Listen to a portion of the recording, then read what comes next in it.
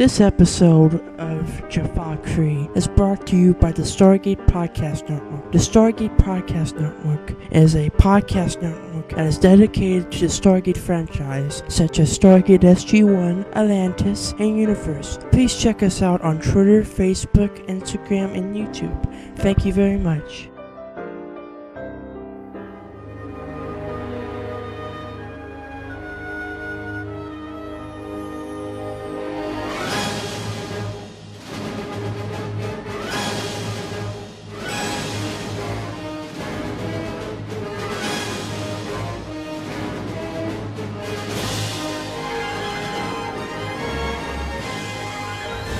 Save these people!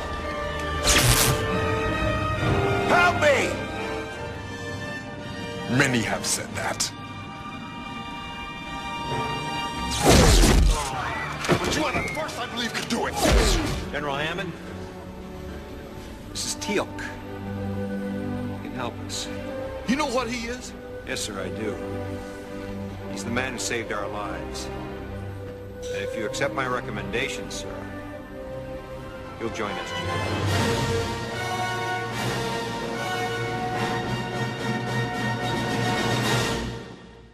Welcome to the second episode of Jaffa Kree. I'm your host, Seth Daniel Stewart, and before we begin this episode, I'll just have to have an announcement to make. The announcement is that Stargate Podcast Network is now on Skype, so if you would like to be a guest on an upcoming episode of Jaffa Kree, please let me know, and I'll add you on Skype, and we can talk about Stargate, okay? The last episode, I was talking about Teal'c and how he managed to join the SGC. Well, today we're going to do some commentary, and it's going to be focused on a Stargate SG-1 episode. We're going to be talking about a Season 4 episode called Upgrades. So anyways, we're going to be talking about the plot and the mission objectives. This episode aired on July 14th, 2000. It was written by David Rich. It was directed by Martin Wood. So anyways, let's get on to reading the quotes. The first one. In fact, the Tolkien are starting to annoy me in general. Sir, don't get me wrong, Carter. Your dad's great. I love him like a bird. It just seems like every time they show up, it seems like there's always kind of, yep, that looks terrible to me. And Anise says, this is Moron. You may call me Anise. Anise, it means noble strength. I'm Daniel. It means God is my judge. I'm Jack. It means what's in the box. Your strength is 5 times that of a normal human. So no, Kristen, did you just read that? I guess. Don't suppose there's another book around that explains the book. What reason did hobbies give for the fall of the civilization? Jack, it's unbelievable. Hey, it's his theory. Want me to read to you? Colonel, I'm concerned that you aren't in full control of your new abilities. Well, you might be right about that. It's just so damn exciting, sir. I'm sure it is. And even when we're not in control, shouldn't we be out there doing the damage instead of in your office? So, has it occurred to anyone that we're defying direct orders? Well, it's not like we haven't defied orders before. Yeah, but that was to save Earth. Earth? Stakes? What's the difference? I thought these devices were supposed to enhance them physically, not make them stupid. Ha! Kree! You got us, don't Kree. Just remember, I retired. You wanted me back. General, sir, about the obviously impending court-martials I like. You are all under the influence of alien technology, Colonel. That's a pretty solid defense. Even so, I'm sorry. Me too. Me too. I have no need to apologize. Teal'c was actually following orders. Of course he was. So those are the quotes. Now I'm going to tell you what happened in that episode.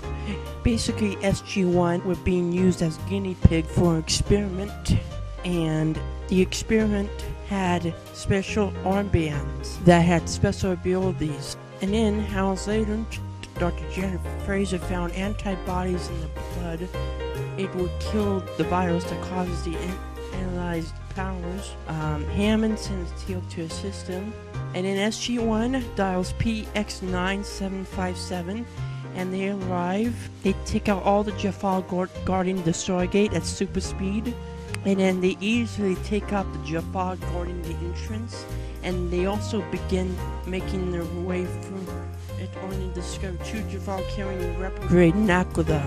Jackson goes after the Nakoda, while O'Neill and Carter go after the cooling system, and Jackson knocks out the two Jaffa carrying the Nakoda. And then Jackson throws one of the blocks of Nakoda into the standing Jaffa at super speed and needs to meet up with O'Neill and Carter. Jackson and O'Neill are able to get through the force field surrounding the cooling system without any trouble and plant a C4 explosive with a 5-minute timer on the pipes. And it will give them 15 minutes to get back to the Stargate. And after planting the C4, O'Neill and Carter head for the exit and meet up with Jackson, who has begun struggling with carrying the Nakoda. And Jackson collapses and the armband comes off as his immune system has neutralized the virus it uses to interact with him, and Jackson's body changes. O'Neill and Carter try to help Jackson, and then two Jaffa corner them. As one Professor Fire, he is shot with a Zagnakotel and collapses. And the two are able to dodge the shot. The second Jaffa fires at them, and he is shot with a Zag-2 by Teal. And Teal carries Jackson, who wakes up out of the facility, and O'Neill and Carter deal with a patrol of Jaffa that are nearby, then go after them.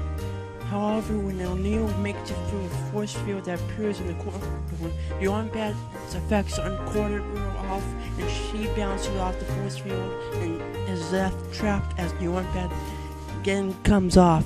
O'Neill tries to go after her, but then bounces off the force field as well, and his armband comes off too.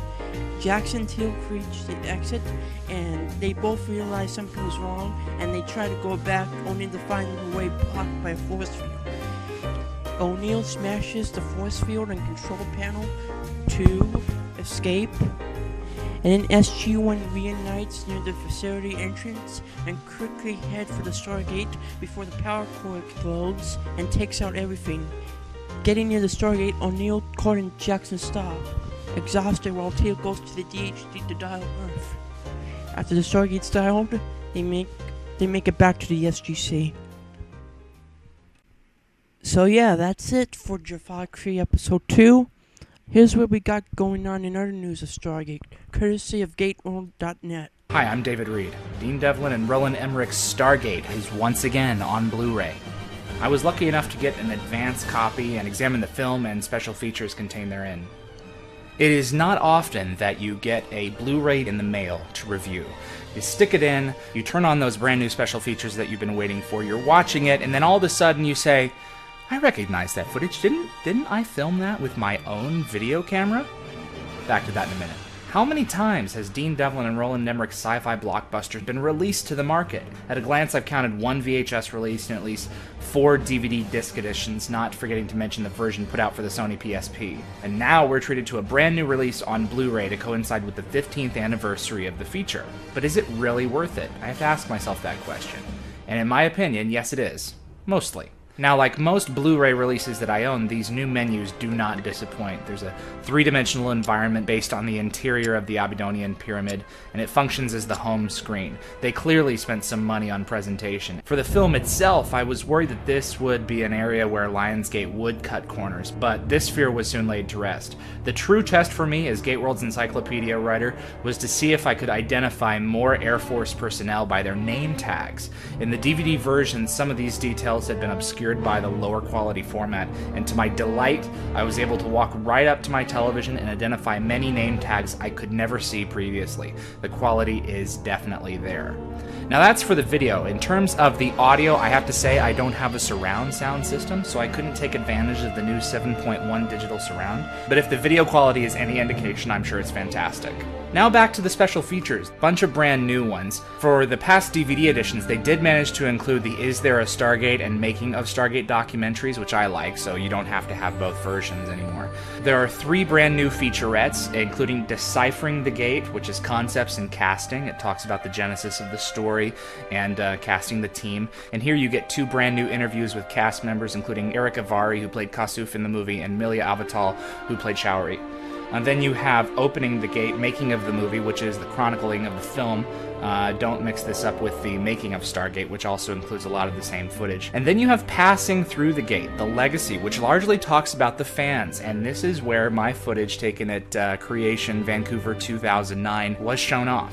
There's also a gag reel, which is not the typical gag reel that you'd expect. Bad takes that weren't used, people laughing up. This one was completely set up. It looks like while they were in Yuma, Arizona, they did this whole reel behind the scenes. It has a bunch of the crew going through this whole charade of explosives and cartoon sound effects and some sample stuff from the film, like Daniel Jackson's Stunt Devil being dragged down a hill by the little dog that's probably the same dog that played the Mastage that dragged the Daniel puppet along.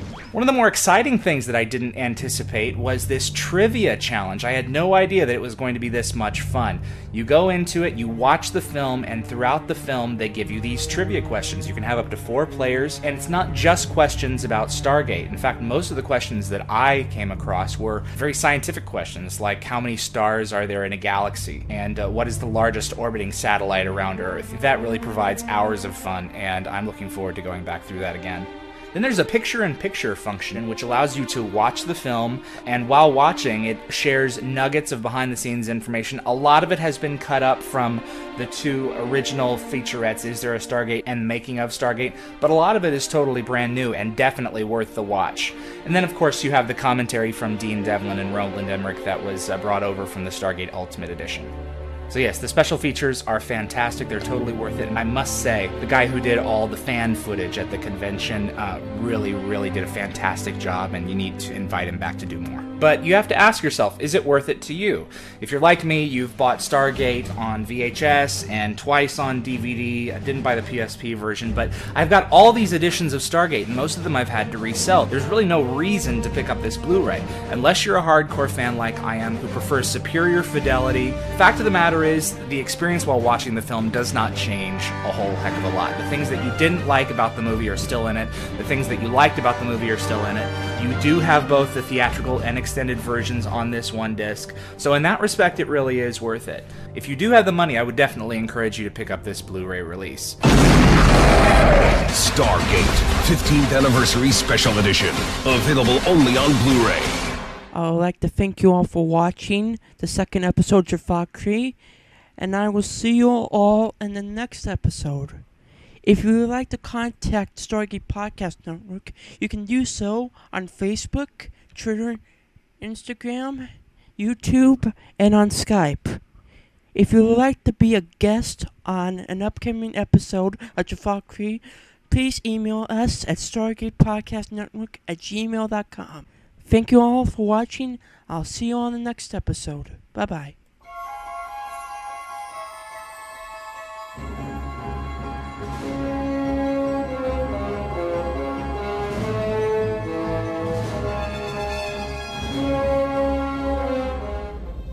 It's over, Jack. No extensions, no reversals, no new hearings. The Stargate will be buried, literally and figuratively. Sir, if he was on board that replicator ship... Carter, we don't know anything. No, sir.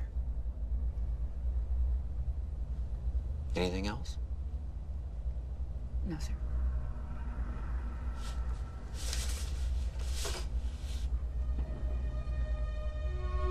It's another everyday mission to save the galaxy, sir. Indeed.